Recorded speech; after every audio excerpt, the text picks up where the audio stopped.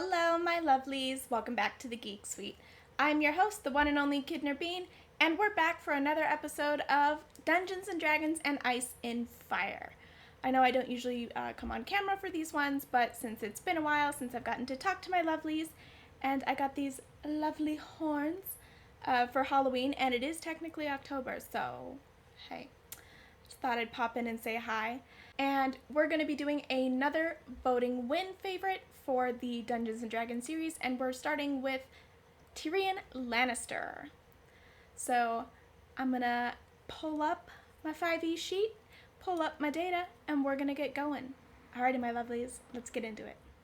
Alrighty, my lovelies, we're back in the dungeon at our gaming table, and as I mentioned, we are covering the next character in our series, which you guys have chosen as Tyrion Lannister. And remember, my lovelies, when taking part in our character choosing polls, our Patreon patrons get double the votes, so if you want to make sure that I'm producing the content that you want to see, definitely check out our Patreon page. I'll leave a link in the description section down below. And of course, my lovelies, I'm going to go ahead and insert an all-encompassing spoiler warning for both the books and the show, and that is including, but not limited to, bonus DVD content for the HBO series and the pre-release chapters of The Winds of Winter from the A Song of Ice and Fire book series. So, if you're not caught up, be warned.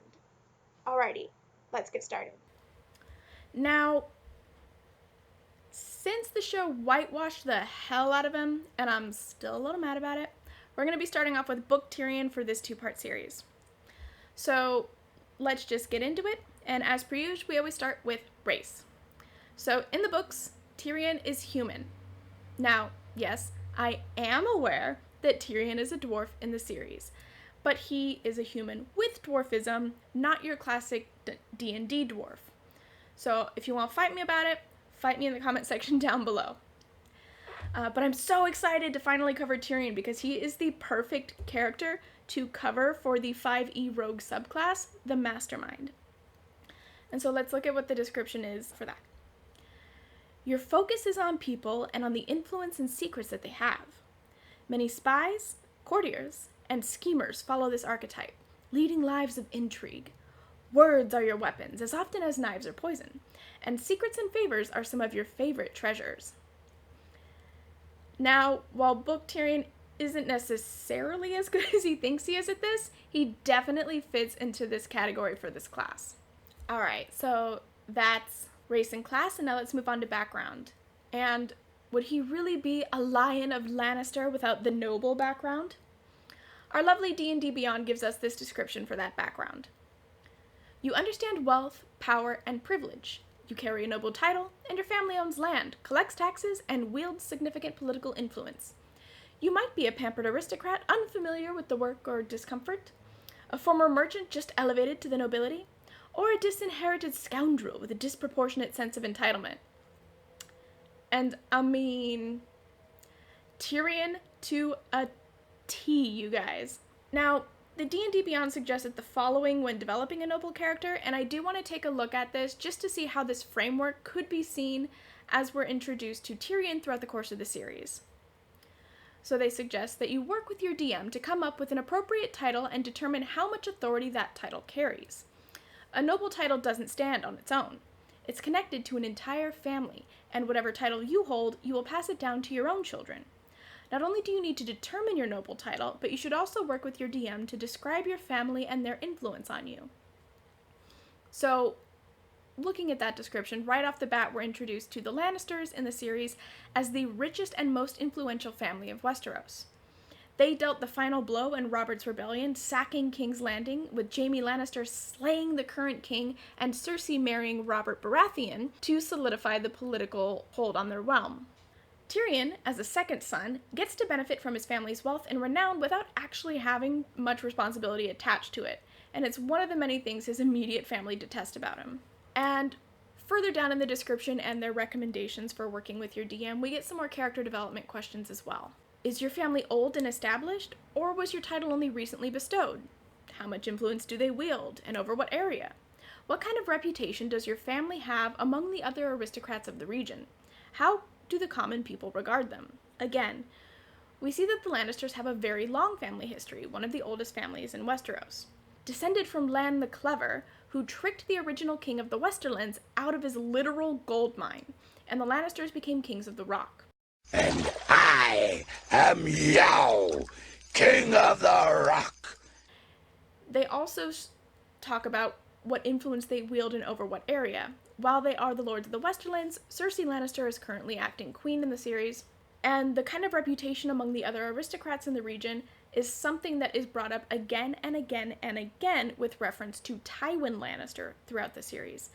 And you also see this in the show. Everybody always brings up the Rains of Castamere, and I don't think you can have that Lannister reputation without that song and without the phrase, a Lannister always pays his debts. So those are some things that Martin really took into account when developing not just the Lannister family, but also Tyrion in particular. More questions that they talk about is, when building a character with a noble background, you need to ask what your position is in the family. Are you the heir to the head of the family? Have you already inherited the title? How do you feel about that responsibility? Or are you so far down the line of inheritance that no one cares what you do as long as you don't embarrass the family? How does the head of your family feel about your adventuring career? Are you in your family's good graces or shunned by the rest of your family? And these are the ones that really determine a lot of the inner, and some of the outer, conflicts that Tyrion, Tywin, Cersei, and Jaime all have to deal with throughout the course of their story arcs. So for instance, Jaime is in the Kingsguard and sworn oath to hold no titles or lands. Cersei is married to Robert, and that leaves Tyrion as the heir to Casterly Rock. And this is what Tywin hates. It's very clear that Tywin and Cersei blame Tyrion for the death of his mother, and his dwarfism is something that Tywin feels should instantly disqualify him from inheritance. Among other reasons, like his idiotic frat boy behavior, but they really like to hone in on the dwarfism. Now, the way that they react to these questions about how do they feel about your career, how are these internal conflicts resolved, and Tyrion's story arc changes and evolves as well, and is much more dynamic in the books than we see in the series, where he is just witty and misunderstood and misjudged, and nothing bad that happens to him is deserved. And we see over and over again in the books that no, Tyrion has made some bad choices in his life, and there are consequences to those actions, and that has a lot to do with where he is. And we're going to get into that a little bit later as we go over the skills and proficiencies section.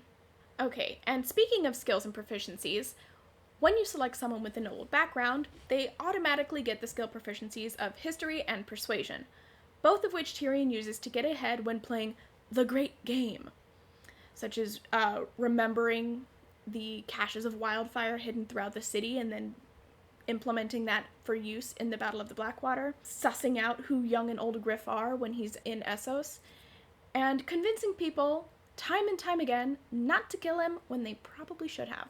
We also see that nobles get the following proficiencies and equipment with this background. So for tool proficiencies, they get and come with one type of gaming set, which for Tyrion is obviously going to be Syvas. They get one language of their choice, which again, if we're thinking about Tyrion's character, that's going to be High Valyrian, which is standard for all noble families of Westeros in the post-Targaryen conquest era to have acquired. And for his equipment, standard D&D says that they get a set of fine clothes, a signet ring, a scroll of pedigree, and a purse containing 25 gold pieces. Now, you do see Tyrion occasionally wear a signet ring in the show. I don't know that they ever actually reference him wearing one in the books, and so if somebody has a quote on hand, feel free to let me know in the comments section down below. And we also don't see him holding a scroll of pedigree. Those aren't typically utilized throughout this series, but what we do see them focus on in something of a similar faction are the wax seals and signatures on documents and letters that are passed back and forth throughout the realm in A Song of Ice and Fire. So he may not have a scroll of pedigree on him, and he may not even need one, being so well known and so distinguished in features that he would be easily recognizable to anyone within this realm. But rather than a scroll of pedigree, he probably has a wax seal set that he carries with him, or he has one of the people in his host carry for him. And with regards to the purse containing 25 gold pieces, I think we can all agree that 25 gold pieces is chump change for a Lannister, so I'm going to go ahead and up that on his 5e sheet to a lot. Just all the gold in, in Casterly Rock. And that brings us to alignment. So, as far as alignment goes, Tyrion likes to think he's a good person. For the most part, when he gets a little more depressed and drunk, he starts realizing that he's kind of not, but he wants to be a good person. And like I said, when he's trapped in his own thoughts, he thinks about all the things that he's done that are maybe not good. And that just shows us that while he wants to be a good person, he's not above using whatever means necessary to achieve his desired ends. So I suppose that would leave him as neutral. And to sort of suss out whether or not that this is accurate, let's go ahead and look at what they describe a neutral character being with the 5e Wikidot. A neutral character does what seems to be a good idea. He doesn't feel strongly one way or the other when it comes to good versus evil or law versus chaos. Most neutral characters exhibit a lack of conviction or bias rather than a commitment to neutrality. Such a character thinks of good as better than evil, after all. They would rather have good neighbors and rulers than evil ones. Still, he's not personally committed to upholding good in any abstract or universal way.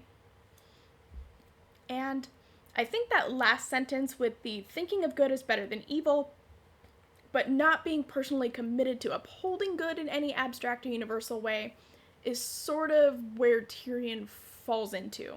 With regards to law and chaos, I would say that he might be more lawful than chaotic or true neutral, because he does benefit from the legal system that Westeros has set up with regards to monarchy, nobility, feudal era type stuff. And because he's in a position of privilege within that system, he likes to use the law to his advantage whenever possible. That being said, he doesn't necessarily believe that the laws of Westeros are fair or just, and he does often notice that while he is privileged because he's rich, he also does receive a lot of discrimination, especially in the King's Landing trial, which he believes is rooted in his dwarfism.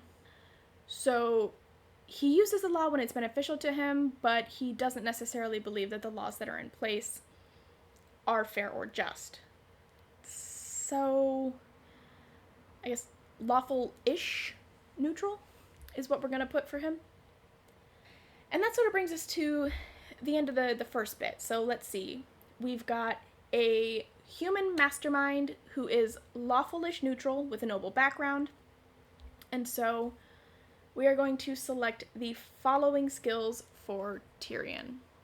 Those are going to be acrobatics, deception. We already covered history, so we also have insight, perception, and sleight of hand. Okay, so now that we've gotten the basics like race, class, alignment, and such out of the way, let's see how their character skills break down. Now, in case this is your first time watching a Dungeons & Dragons and Ice and Fire episode, I'm going to explain how we go about setting the metrics for their constitution, intelligence, wisdom scores, etc. Now, normally, when creating a D&D character, you initially roll to determine your given abilities and strengths, and they grow as you level up on your adventures. But we're going to be doing a blending of this, where we look at what they should be for someone with this character, race, class, and breakdown, and also looking at the evidence from the books to see if there are any examples of them expressing a certain level of ability within a certain class. So normally, in a D&D character setup, an average for any given ability is usually at a 10, with a 14 to 16 being on the high end, and 18 and up being reserved for supernaturally powerful beings. In A Song of Ice and Fire, these would be people like the Children of the Forest, the Zombie Mountain, aka Sir Robert Strong, the Dragons, and Bran. Now, Tyrion doesn't have any superpowers that we know of, so I'm not going to be expecting anything really above a 16 max for him. Alrighty, so now that we've reviewed how these abilities are being utilized in our Song of Ice and Fire character sheet, let's see how Tyrion looks on paper. So for his strength, I'm going to put that in at an 8. Whenever he's put into battle, not just planning them, he's not a fierce foe. He's more interested in self-preservation, and his dwarfism makes things like climbing stairs difficult and painful. Now, while he does have some impressive skills that we see in the Battle of the Green Fork, he can hold his own, but he's not super strong. So moving on to the next category, we have dexterity. Now, Mastermind is part of the rogue class, so this is going to be pretty high for him. His uncle had taught him to do acrobatics as a child, and he was fond of exhibiting these skills for his family and at court at Casterly Rock, until Tywin caught him doing it and publicly shamed him into submission and never using that skill publicly again. These skills come in handy later on during his adventures across the Narrow Sea when he gets thrown in as a jouster and performer, so he does get a whopping 16 right out the gate for dexterity. Now, moving on to Constitution, and this is one that I had a bit of difficulty with for some of the reasons listed in his strength score. I wanted to put this in at an 8 as well, since he goes down pretty much with the first hit he takes in the Battle of the Blackwater. But, for some reason, he survives this hit when he really shouldn't. I mean, he took an axe to the face, guys. And while yes, he was severely disfigured, if I took an axe to the face, I don't know that I'm coming back from that. And we also see that in the books, Tyrion does not become unconscious in the Battle of the Green Fork. In fact, the entire battle is told from Tyrion's point of view. He takes on 5 men and wins. Now, one could say that that would argue for a higher strength score, but when you look at the way that the battle takes place, he relies more on his dexterity than he does his strength. He relies on being smarter and faster than his opponents than he does on being able to just smash them to pieces. So, classic rogue fighting style. And I would say that his surviving the battles is exclusively due to his high dexterity, except for the fact that Tyrion is almost always wearing mismatched and ill-fitting armor that makes it difficult for him to move. So there would have to be some constitution level taking this, because he does take some hits and survives, and he gets through these big battles without relying on solely strength or dexterity. So when trying to figure out how to reconcile the evidence that you see in A Song of Ice and Fire with his physicality and what you would expect for someone of this class, and a score that would accurately reflect him overall, my wonderful DM partner reminded me of an often underutilized tool when creating characters, and that is feats. So for those who are unaware or have never encountered someone using a feat as part of their character when playing D&D, a feat is something that you can utilize that when leveling up your character, there are certain circumstances where you can elect to acquire a feat rather than leveling up certain abilities. And I think that Tyrion, rather than having a high constitution, is using a feat and is just really lucky. So the lucky feat is explained thusly. You have inexplicable luck that just seems to kick in at just the right moment. So the luck feat works by having 3 luck points. Whenever you make an attack roll, ability check, or saving throw, you may spend 1 luck point to roll an additional d20. You can use this ability after the original roll, but before the outcome is revealed. You choose which of the d20s is used for the attack roll, ability check, or saving roll. You can also spend 1 luck point when an attack roll is made against you. Roll a d20 and choose whether the attacker's roll uses their d20 roll or yours.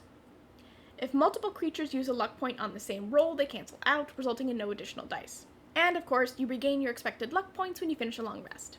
So, taking all of that into consideration, I'm going to leave Tyrion's constitution at that initial 8 that I wanted to do, and we're going to assume that he uses those luck points in battle and those other scenarios that pop up in A Song of Ice and Fire where he probably should have died had he not been so lucky. Okay, so let's move on to intelligence and wisdom. These are more nuanced for his book character than we see in the show. And so, with that, let's see how the smartest man in Westeros really is in the books. One of the key points that George R.R. Martin loves to bring up when asked about the content of A Song of Ice and Fire is that he makes over and over again a keen point to take the characters' point of views with a grain of salt when examining their chapters for evidence regarding whatever fan theories you're trying to prove. For instance, one that he's mentioned before is that Sansa is very young, 11 to 14, depending on where you are in the series, and grew up super sheltered with this very rose-colored glasses worldview. And so he mentions that taking that viewpoint into consideration, she's not going to have a full grasp of what's going on when we're examining events in her point of view chapters. And we see that Jaime starts the series viewing the events of the world through the lens of an insufferable tool, and then becomes a person somewhere around midway through A Storm of Swords. And Tyrion is the self-proclaimed smartest man in Westeros, and he has the best ideas, but is also almost always drunk. He does make a few good perception checks during his time in King's Landing, but he is so wrong about so much. He doesn't realize that his girlfriend is a hired prostitute / spy, despite her overtly saying so to him multiple times. He makes enemies of pretty much everyone on the small council in King's Landing, and sets himself up to be the prime suspect in Joffrey's murder. He does manage to play the game and manipulate those around him when he can, but we see that even during his journeys across the Narrow Sea that he isn't even that great at Syvas. Like, he learns to get good at it, but he's not an expert. He's not going to be like a world chess champion. And the only way that he gets good is by playing the same person over and over again and learning their individual strategies. We see that when he moves on from his initial opponent and tries to play again, that there are a few things that he remembers that are just generally good moves to make, but it takes him playing the same person over and over and over again to eventually learn their strategies and outmaneuver them. He's not super good at sussing things out straight from the beginning. So he's not a moron, but he's basically like the drunk guy at a party who thinks all of his ideas are super great when they're really only genius ideas to a drunk person. Like, okay, yeah, using the chain at the Battle of the Blackwater was a good idea, but it wasn't an uncommon medieval battle tactic, and not something that only Tyrion could come up with. So we'll give him a 12. Above average, not a genius. Alrighty, so that covers intelligence. Let's move on to wisdom. I wanted to give him a higher score here because I want to say he learns from his mistakes, but I just can't, guys. Like I said back in the intelligence score, when he's improving his skills at Syvas, he's not improving his skills at Syvas. He's improving his skills at playing whoever his direct opponent is at Syvas. He's learning an individual person's moves and eventually countering them accordingly, but he's not learning strategy overall. He's not looking at the bigger picture. He's not gaining wisdom from it. And part of that, I think, is just because he's way too emotionally and psychologically damaged to be able to grow and learn as a person. So much of his point of view chapters cover him lamenting over all the wrongs he and his family and his country did to him, all of the things that he did to others, and then trying to rationalize how his responses to those things, like killing his girlfriend and his father and betraying his family, were okay, that he can't get past it and he can't mature and use those skills that he has good seeds for, like being the smartest man in Westeros and being a great mastermind, are things that he could definitely achieve if he wasn't so messed up. Now, not that everyone else in A Song of Ice and Fire doesn't do this lamentation of over all the wrongs that have happened to them to a certain degree. Westeros is in serious need of therapy, but it does prevent Tyrion from seeing things more clearly. So I'll leave that as at a 12 as well. I wanted to leave it at a 10, but that seems just a little bit too harsh because Martin did do a really wonderful job of setting him up to be this intelligent and wise person, this clever mastermind rogue type, as sort of a counter to Jaime and his natural abilities with the sword that everybody rants about, and it leads to his development as a character at wanting to be Tywin's heir, not just in title, but in reputation. Tywin Lannister is known throughout Westeros and Essos for being a brilliant strategist and using smart plays to maintain his dominance and authority as the Lord of the Westerlands, as the Hand of the King, as the man behind the curtain pulling the strings of Westeros. The most notable instance being the inciting incident behind the Song of the Rains of Castamere. His father had been letting the family reputation slide, and other lords were beginning to try to take advantage of House Lannister, not paying their taxes, throwing outlandish parties, trying to usurp their authority and reputation. So Tywin does an egregious act of revenge against the next most powerful family in his region, completely scorched earth, destroys the family root and stem, and then the song The Rains of Castamere is created, so when a few years down the line, another family tries to start another uprising or push back against that sense of authority, Tywin doesn't send another army to completely destroy that family. He sends a bard. And that is the most gangster shit I've ever heard of in this freaking series. To just go and have them play your jam, and suddenly everyone's like, oh, you know what? I don't think I'm gonna mess with this guy.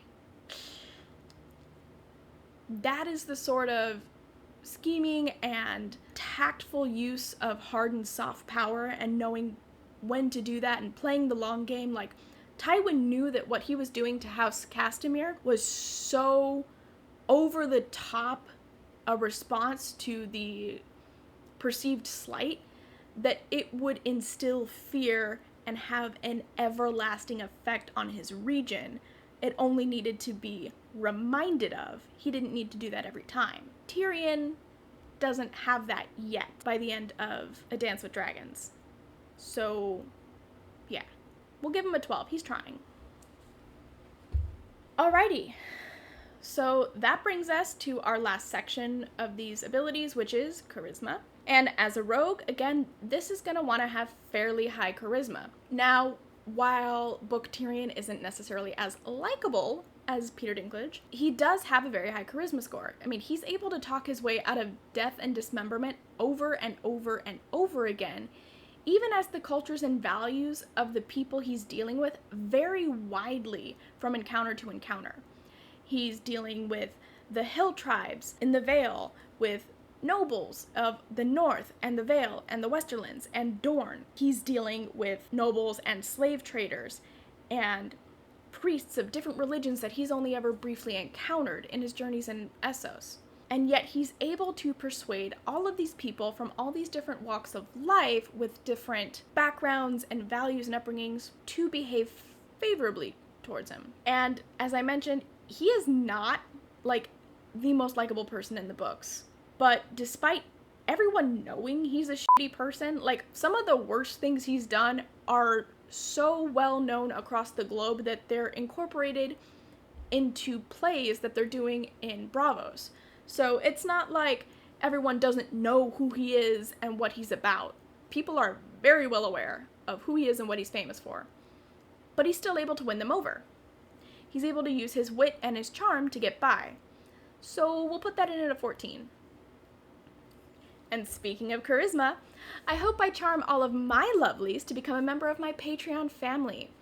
Patrons are who make this channel possible. Our patrons get access to exclusive Patreon-only content, early access to our videos, and access to the Geek Suite Discord server. And, as I mentioned in the beginning of this video, they also get to participate in polls for video topics, like the one selected for today's video. And when you vote in those topics, your votes count twice, so definitely be sure to sign up for Patreon. The link is in the description section down below. Okay, so that brings us to things like armor class and initiative. Now, these are not as critical for Tyrion, since he does not typically wear armor or engage in battle, but for the two instances that we see in A Game of Thrones through A Dance with Dragons. Now, it does look like he's going to be gearing up for war in The Winds of Winter, which we see in his preview chapters, but for now, a majority of his time is spent in silks and in pleasure houses, so not super critical when comparing his character from book to show, but let's just go ahead and throw him on there for good measure. So since he's not usually wearing armor, and when he does, it's piecemeal and ill-fitting, we're just going to leave that at a standard 10, initiative standard 0, and his speed is going to be at 25. Now, he isn't a D&D dwarf for race, but he does have dwarfism, so that is going to affect his gait and therefore his speed. And as per usual, like we do with these sheets, from here on out, we're really only going to stick to the boxes that are most relevant for character comparison. So for instance, we're going to look at that other proficiencies in languages with things like High Valyrian, and I suppose I'll let him be kind of good at Syvass. And now we're going to look at those features and traits and see how these look for our noble mastermind. So we've already talked about the luck feat, and now we're going to talk about some features that we see for noble characters. And the first of which is, as always, position of privilege. Thanks to your noble birth, people are inclined to think the best of you. You're welcome in high society, and people assume you have the right to be wherever you are. The common folk make every effort to accommodate you and avoid your displeasure, and other people of high birth treat you as a member of the same social sphere. You can secure an audience with a local noble if you need to. Now, this doesn't land 100% for Tyrion because of his dwarfism, and as the series continues, people have more and more of a disdain for the Lannisters as the war continues. But we do see that people assume he has the right to be wherever he is, even though he may not necessarily be as welcome in high society as one of his siblings. Knowing that he's a Lannister and fear for his father, people do make that effort to accommodate and avoid his displeasure because they want that sweet, sweet Lannister gold. And people of high birth treat him as a member of the same social sphere, if only in performance. And he does secure an audience with local nobles when he needs to, such as demanding an audience with Lady Arryn to secure his trial rather than just being stuck in one of the sky cells. And speaking of Tyrion Lannister in the Vale, that brings us to another feature that we see sometimes for nobles, and this is considered a variant feature, and that is the retainer. If your character has a noble background, you can select this as a feature instead of position of privilege, and since position of privilege doesn't always necessarily work for Tyrion, we do see him use this feature, this variant feature of retainer, in certain circumstances throughout the series. So this is what retainers look like. You have the service of 3 retainers loyal to your family. These retainers can be attendants or messengers, and one might be a major domo. Your retainers are commoners who can perform mundane tasks for you, but they do not fight for you. They will not follow you into obviously dangerous areas, such as dungeons, and will leave if they are frequently endangered or abused. Brawn. So yeah, that's definitely a great way to describe some of the mountain clansmen. It definitely applies to Bronn when he picks him up on his way to the Vale. And this definitely describes his relationship with Bronn, who then later becomes Bronn of the Blackwater. He's there to fight for him for pay, he's not of high birth, and the second it gets too dangerous, or it's not, quote-unquote worth it for him to intervene on Tyrion's behalf anymore, he stops. Alright, so those are the noble specific background features and traits. Let's look at some of the ones that are specific to the mastermind subclass of the rogue in D&D 5e. So the first of which is called Master of Tactics. Starting at the 3rd level, you can use the help action as a bonus action.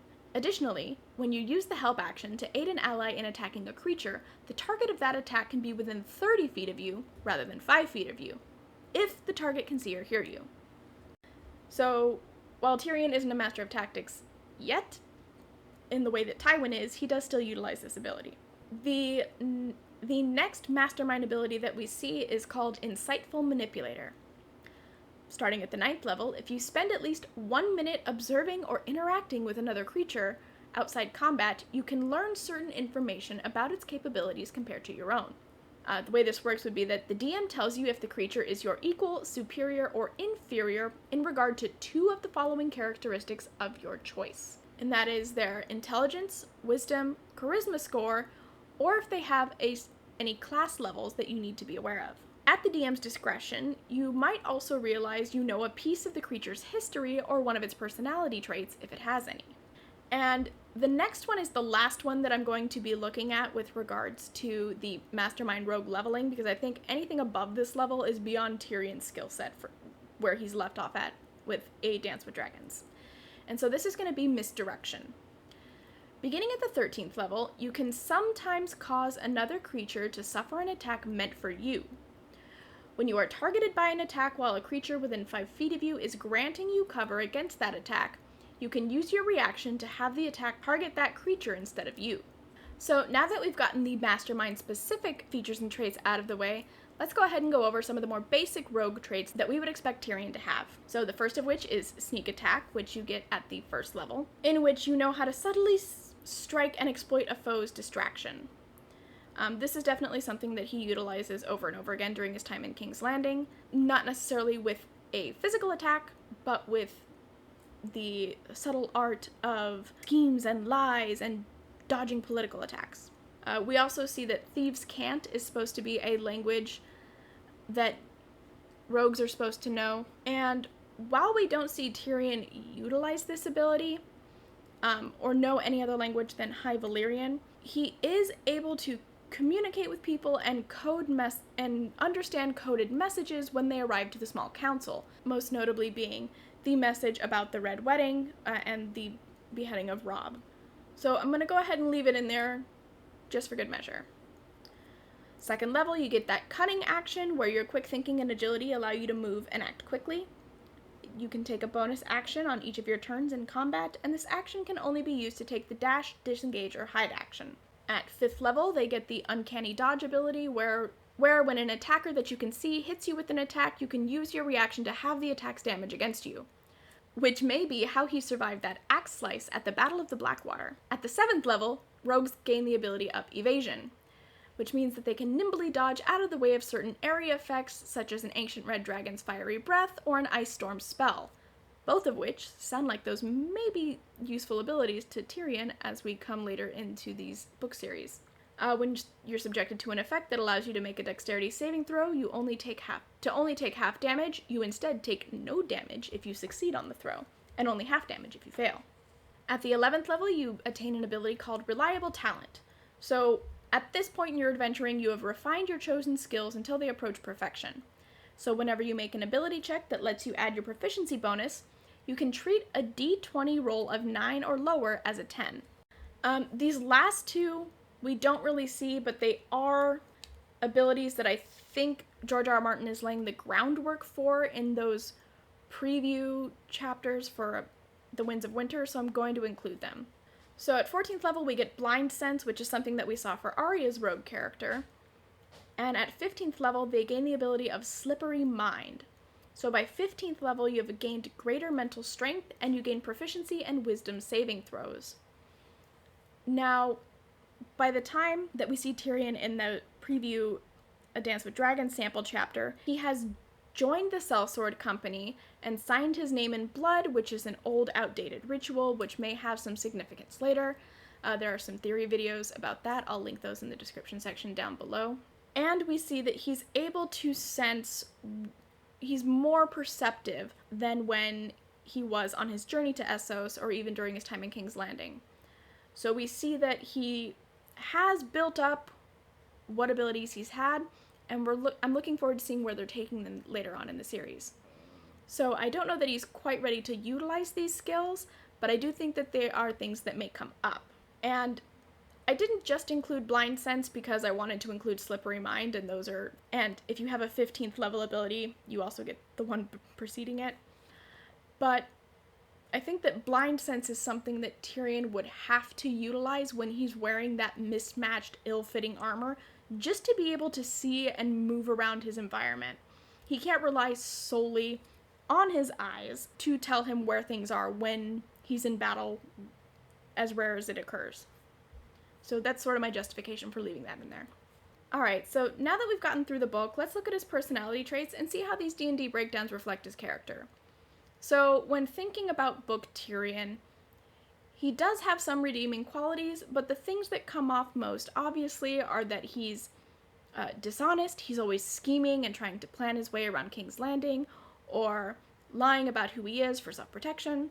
When he's at court or around other nobles, he's very haughty and just wearing that golden lion of Lannister like a badge of honor, even though nobody wants to give it to him. He forces them to claim that respect that he feels that he doesn't get as someone with dwarfism. And he's also a know-it-all. He takes great pride in being the smartest man in Westeros, whether or not it's actually true, and rubs people the wrong way. So that's going to be what we have here in that personality trait section. And moving on to the last little bits, his ideals, I'm just going to go ahead and keep this simple. More than anything, he wants to be acknowledged as Tywin's heir, and noticed for his skills and cunning. And his bonds, these are going to be people that he has relationships with in the show that determine his actions and choices. And so for that, that's going to be his father, obviously, wanting to be Tywin's heir, his siblings, and his first wife, Tysha. We see over and over and over again that he thinks about Tysha and what happened to her, and then hearing varying accounts of whether what happened was real, or whether it was staged, or whether they told him it was staged to make him feel better because it was really real. It's a real mind trip for that one. His relationships with his siblings, Cersei's always wanted him killed, and he has fantasies about killing her when he sleeps. His relationship with Jaime is very complicated because Jaime was always more sympathetic to him, but at the thought that he may have actually killed Joffrey, he feels some reservations about it, but in the end, Jaime still helps him escape. And then there's Tywin, who just has no unchanging feelings about him, and their relationship meets a rather tumultuous end, which drives, and the actions he takes based on his relationship with Tywin drive his story to drive him to Essos. So yeah, that's definitely going to be a key bond for this character. And as far as personality flaws, he's drunk and psychologically traumatized. Actually, that's a flaw for a lot of characters in this series, but those are two particular flaws that are stunting him from being the smartest man in Westeros, from being Tywin's heir, and everyone giving him the same reverence that they do Tywin. And, well, here you have it. Here is what the George R.R. Martin A Song of Ice and Fire version of Tyrion Lannister looks like spelled out on a D&D 5e sheet. Thank you so much for sticking around to seeing how the great Lion of Lannister has turned out. If you liked today's video, be sure to hit like and subscribe and ring that notification bell, and be sure to sign up for Patreon to help vote on who we'll cover next. That's all the time I've got for today. Be sure to tune in for our next video where we cover the HBO rendition of Tyrion and see how they stack up side by side. Thank you so much for watching, my lovelies, and I will see you all next time.